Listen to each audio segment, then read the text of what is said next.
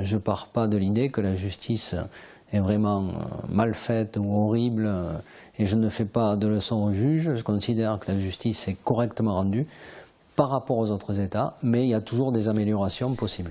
Vous dites les juges ont trop de responsabilités aujourd'hui. Oui, ils ont la responsabilité de maintenir debout l'ordre social. C'est vraiment une action très importante pour un service public fondamental. Mais ce qui manque parfois, c'est qu'ils engagent la responsabilité d'autres personnes, mais on a du mal parfois à les responsabiliser eux-mêmes. Alors vous parlez en pointillé de l'affaire dont vous avez été victime, vous en parlez comme d'une horrible expérience précieuse. Voilà, c'est un essai qui est tout à fait distinct de ce que j'ai pu vivre, mais l'expérience horrible est un élément sur lequel j'ai pu me fonder parfois. Mais encore une fois, précisément, l'ouvrage est un essai, une réflexion, et surtout pas une vengeance par rapport à la justice. Vous dites quand même que quand on est innocent, montrer sa non-culpabilité dans le système actuel, c'est compliqué. Nous avons des juges et des policiers qui ont des personnes majoritairement qui sont coupables et qui arrivent, malgré des preuves accablantes, et qui disent « je suis innocent, je suis innocent ». Donc forcément ça endurcit les magistrats qui pensent que toute personne qui dénie la culpabilité va quand même être coupable. Or, je dis, on a du mal à reconnaître l'innocent parce que les juges se trouvent face à des coupables qui viennent dénier les faits. Vous parlez de deux affaires emblématiques qui ont été des tournants pour vous, c'est l'affaire Outreau et l'affaire Patrick Dils. Voilà, l'affaire Outreau a donné lieu à une commission parlementaire qui a eu beaucoup de personnes qui ont déposé devant elle. Et finalement, il n'y a pas eu de réforme ensuite. Quant à l'affaire Dils, vraiment, j'ai été traumatisé par cette histoire et j'ai vraiment pleuré quand j'ai vu ce garçon qui sortait et qui était innocenté.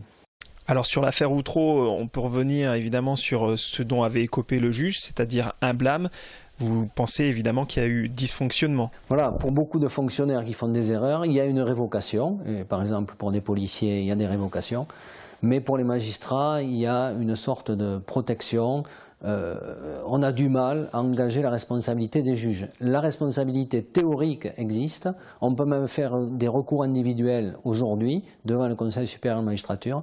Mais les mises à l'écart sont rares et donc blâme pour l'affaire d'Outreau, c'est quand même très faible. C'est ce qui vous amène à dire qu'une vraie réforme du système judiciaire est nécessaire, et notamment en termes de formation. Vous pensez que les magistrats devraient être plus formés en psychologie? Voilà, il y a deux éléments, c'est-à-dire le développement à la fois de la formation psychologique, mais aussi une forme de surveillance psychologique au départ. Est-ce que le juge a vraiment les qualités pour faire ce métier?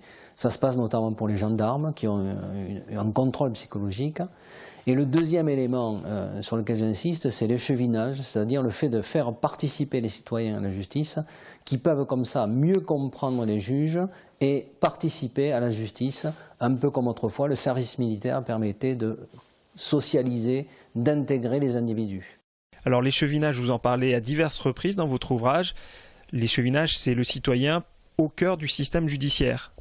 Le citoyen participe en coordination avec le juge à rendre la justice. Au départ, ça a été utilisé pour les cours d'assises, mais on peut l'utiliser pour les juridictions pénales ou civiles avec une participation d'un citoyen à une formation collégiale. Ça ressemble un petit peu au système américain ? Non, c'est quand même original parce que dans le système américain, il n'y a pas une participation dans toutes les juridictions. Donc c'est une manière d'essayer de, encore une fois, permettre une bonne coordination juge-citoyen, citoyen-juge. Ce qui permettrait, selon vous, moins de mauvaises décisions judiciaires? Oui, ça permettrait une ouverture des deux côtés. Et ce n'est pas forcément une situation où le citoyen est plus ouvert que le juge. Je veux dire par là que le citoyen peut être parfois beaucoup plus strict que le juge. Le juge condamné plus faiblement et le citoyen plus fortement. Mais c'est le principe. Dans la coordination, un peu de l'un, un peu de l'autre, et puis un résultat.